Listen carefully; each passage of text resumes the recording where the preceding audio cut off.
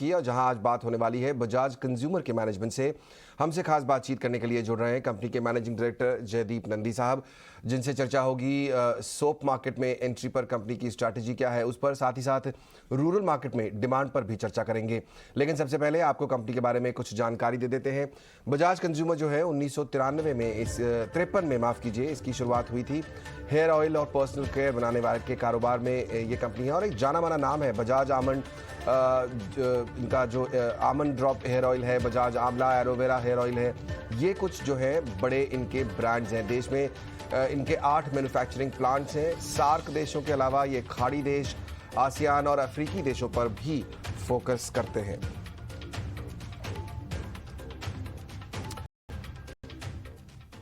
Mister Nandi, बहुत बहुत स्वागत आपका ईटी नाउ स्वदेश पर। सबसे पहला सवाल तो मैं ये पूछना चाहूँगा कि आपने जो सोप मार्केट में एंट्री की है, 20,000 करोड़ का ये मार्केट है, जो डेटा हमारे पास है उसके हिसाब से किस तरह जो है आपने स्ट्रैटेजी बनाई है इस मार्केट में बिजनेस को आगे बढ़ाने की? काफ़ी कॉम्पिटिटिव मार्केट भी है ये। बिल्कुल आपने सही फरमाया। आई मीन सोप कैटेगरी बिल्कुल ही हाईली पेनिट्रेटेड है। लेकिन आप हमारी स्ट्रेटेजी देखो तो ये केवल ये सोप लॉन्च नहीं है, ये हमारा ये पहला प्रोडक्ट है ऑन अ लार्जर जो हमारा पोर्टफोलियो की लॉन्च है, जिसके बारे में मैं काफी साल से बोल रहा था।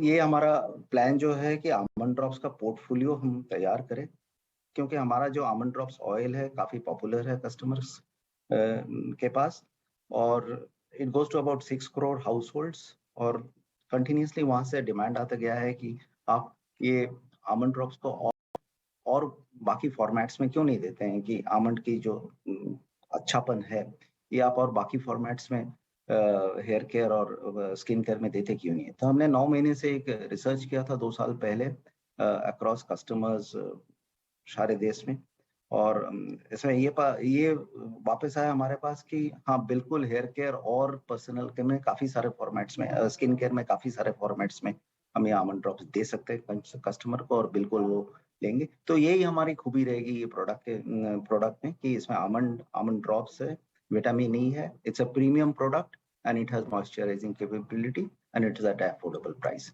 सो यही हमारी एंट्री स्ट्रेटेजी रहेगी सोप का। लेकिन जैसे कि मैंने फिर दोहराना चाहता हूँ कि ये सोप का केवल लॉन्च नहीं है, ये आमंड ड्रॉप्स का ओवरऑल पोर्टफोलियो का लॉन्च है। ये पहला प्रोडक्ट है इस पोर्टफोलियो। अपने पूरे पोर्टफोलियो में पहला प्रोडक्ट आपने लॉन्च किया है। जाहिर तौर पर अब आप धीरे धीरे डाइवर्सिफाई भी कर रहे हैं। हेयर केयर बिजनेस में तो जाना माना नाम है बजाज आमंड, लेकिन यहाँ पर अब आप स्किन केयर कैटेगरी में भी डाइवर्सिफाई कर रहे हैं। किस तरह के मार्केट शेयर आप टारगेट कर रहे हैं इन दोनों ही कैटेगरीज के लिए?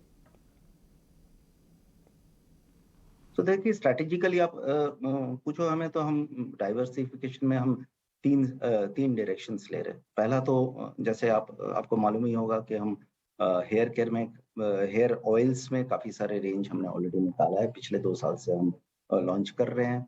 आंवला एलोवेरा हमने 2 साल पहले लॉन्च किया था। उसके बाद पिछले साल सर्दियों में हमने सरसों आंवला लॉन्च किया। तो इसके साथ हमारा आंवला पोर्टफोलियो कंप्लीट हुआ, और उसके बाद हमने बजाज का 100% प्योर कोकोनट ऑयल लॉन्च किया, और कोको अनियन जो कि वैल्यू एडेड कोकोनट कैटेगरी कहा जाता है, उसमें हमने वैल्यू एडेड कोकोनट में कोको अनियन लॉन्च किया। तो इसके साथ ये जो हेयर ऑयल्स का मार्केट है, इसमें काफी हमारा प्रेजेंस बढ़ चुका है। केवल हम अभी लाइट हेयर ऑयल में हम सीमित नहीं रहे। इसके अलावा दूसरा स्ट्रेटेजी जो था हमने, जिसका जिक्र कर रहा था मैं, कि आमंड ड्रॉप्स की पोर्टफोलियो जो है हेयर केयर और पर्सनल केयर में या स्किन केयर में, उसमें हम लॉन्चेस करते रहेंगे। अगला 2-3 साल में अलग अलग फॉर्मेट्स में देते आएंगे, और इसमें ही हमारा R&D टीम पिछले 2 साल से काम कर रही है। और तीसरा जो है ये हमारा D2C ब्रांड्स में डायरेक्ट अभी डिजिटल फर्स्ट ब्रांड्स हमने लॉन्च किया 2, नेटिव सोल जो कि प्रीमियम पर्सनल केयर है, और दूसरा 100% प्योर ऑयल्स फ्रॉम बजाज, तो वो दूसरा जो ब्रांड है ये लॉन्च किया। तो ये 3 स्ट्रेटेजी में हम इसको हम हमारा स्ट्रेटेजी रहेगा। सो ये तीनों को प्रमोट करेंगे ताकि ये आमंड ड्रॉप्स हेयर ऑयल केवल हमारी ये प्रोडक्ट ना रह जाए। करेक्ट। आमंड ऑयल आप डाइवर्सिफाई करने की बात कर रहे हैं मिस्टर नंदी यहाँ, लेकिन इस समय जो आमंड ड्रॉप हेयर ऑयल है वो 90% तक आपके प्रोडक्ट पोर्टफोलियो का हिस्सा है।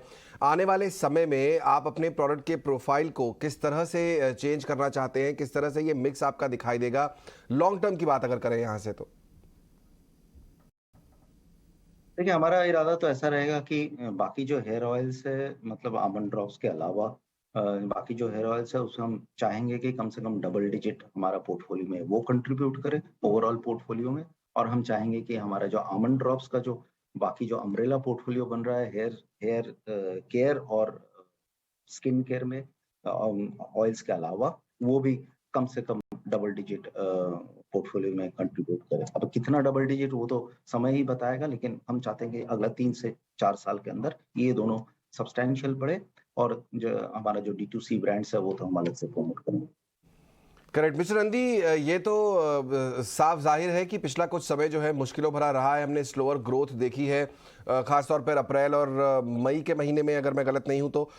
इस समय अगर हम बात करें कि जो डिमांड सिचुएशन है वो कैसी है, उसका अगर आप अपडेट दे सकें, और खास तौर पर क्योंकि रूरल इंडिया जो है वो एक बड़ा मार्केट है आपके लिए, वहां पर किस तरह की डिमांड ट्रेंड्स निकल कर आ रहे हैं? देखिए, रूरल डिमांड जैसे कि आप देखे थे कि इन द ईयर 2020-21 जब पहला साल कोविड का था, rural demand was very bound, there was support from the government, तो रूरल का डिमांड बहुत अच्छा था। लेकिन पिछले साल रूरल का डिमांड थोड़ा घटा है, spending power, purchasing power customer का गिरा है और ये हम सब जानते हैं पिछले 2-3 क्वार्टर से और शायद उससे थोड़ा-सा ज़्यादा से डिमांड कंडीशन थोड़ा-सा वीक है रूरल में। तो मैं नहीं समझता हूँ कि बहुत कोई चेंज हुआ है इस क्वार्टर में। लेकिन मॉनसून अच्छा प्रेडिक्शन है तो हम आशा रखते हैं कि अगला जो फेस्टिवल सीज़न आ रही है उसमें थोड़ा-सा डिमांड सिचुएशन इम्प्रूव होगा। तो वही आशा से इमीडिएटली अभी इम्प्रूव नहीं हुआ है लेकिन हम समझते हैं कि ये डेफिनिटली इम्प्रूव होगा। हम इसके लिए हम तैयार रहना चाहते हैं। As a company we want to be sure that we are able to take care of the customer जबकि ये मार्केट सिचुएशन इम्प्रूव हो। हम एज़ अ कंपनी हम तैयार रहें इस मार्केट को हैंडल करने।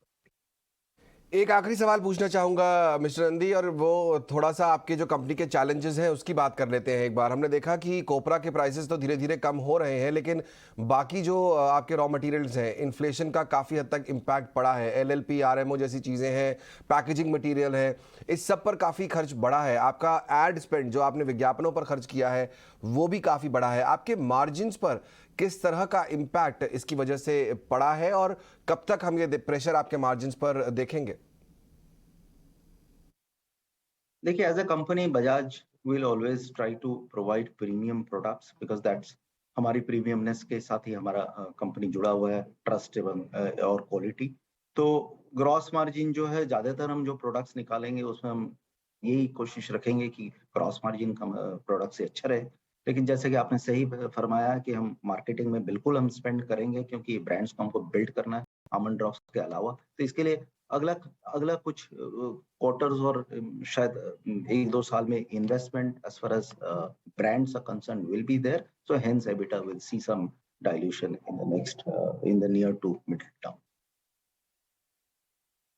ओके बहुत बहुत शुक्रिया मिस्टर नंदी, समय निकालकर आज ईटी नाउ स्वदेश के साथ चर्चा करने के लिए। तो यहाँ पर कुछ मार्जिन में प्रेशर दिखाई देगा अगले समय तक, अगले कुछ समय तक ये मैनेजमेंट एक्सेप्ट कर रहा है। लेकिन जो पॉजिटिव साइड की खबर है वो ये कि प्रोडक्ट पोर्टफोलियो धीरे धीरे बढ़ रहा है, सोप मार्केट में अब एंट्री कर ली है। क्या नज़रिया बनाना चाहिए आपको मीडियम से लॉन्ग टर्म में? मेरे साथ अविनाश गोरक्षकर जुड़ गए हैं। बहुत बहुत स्वागत अविनाश आपका। बजाज कंज्यूमर के मैनेजमेंट से बात हो रही थी, आपने सुना ही जो कंपनी ने कमेंट्री दी है। क्या व्यू बनता है स्टॉक पर आपका? नहीं, मुझे लग रहा है कि देखिए लंबी अवधि के लिए अगर हम बात करें तो बजाज कंज्यूमर में काफी अच्छा प्रोडक्ट का बेस है।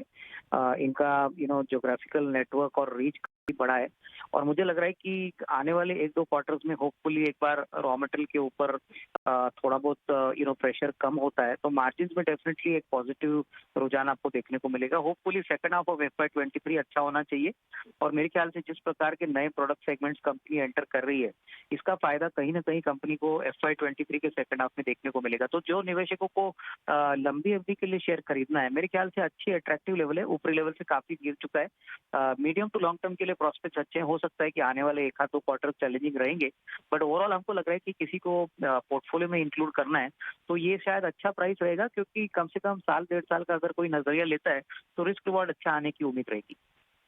ओके, तो साल 1.5 साल तक का नजरिया रखें। आप बजाज कंज्यूमर को ऐड कर सकते हैं पोर्टफोलियो में। रिस्क रिवॉर्ड रेशो जो है वो बेहतर हो सकता है। बहुत शुक्रिया अविनाश, समय निकाल कर हमें वो व्यू देने के लिए। बजाज कंज्यूमर हो सकता है आपके पोर्टफोलियो में शामिल, लेकिन